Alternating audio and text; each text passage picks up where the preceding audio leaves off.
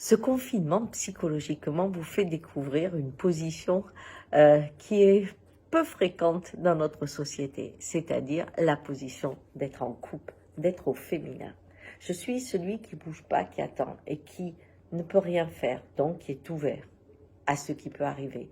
Alors je peux être ouvert dans la frayeur, dans la confiance, tout dépend de l'évolution de chacun. Mais aujourd'hui, je pense qu'on est ouvert dans une forte inquiétude. Alors pourquoi je dis ça? Parce que nous sommes conditionnés pour pénétrer le monde, pour être vertical dans notre façon d'exister. J'observe un univers, je regarde là où je peux être utile, là où je peux apporter mes idées, là où je peux le transformer. C'est cette façon de participer en étant actif, en agissant sur un monde que l'on comprend.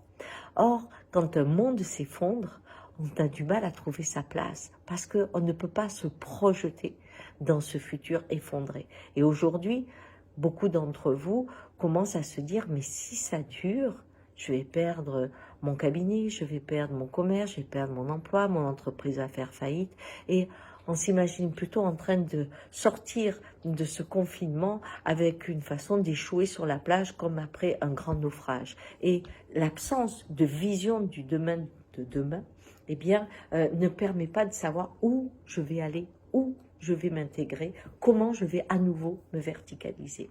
Alors, j'ai envie de vous dire, nous ne sommes pas, comme le dit le président, en résilience. On vit le traumatisme. La résilience viendra bien plus tard. Alors, pour le moment, c'est l'expérience, c'est cette centrifugeuse que vous vivez où la réalité de vos liens, la réalité de ce que vous aimez, la réalité de vos besoins est en train de s'incarner en vous.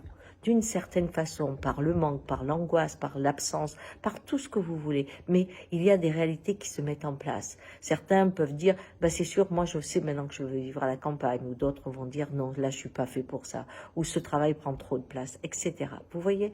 Donc, laissez-vous le temps de vivre l'expérience. Et pour ça, c'est très important de se dire, ok, demain je ne le vois pas, mais aujourd'hui, qu'est-ce que je comprends de ma vie à moi?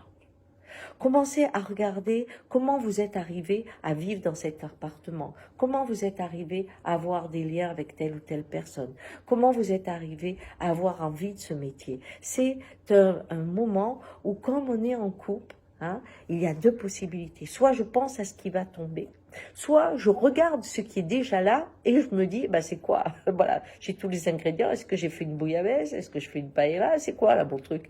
Regardez ce que vous avez.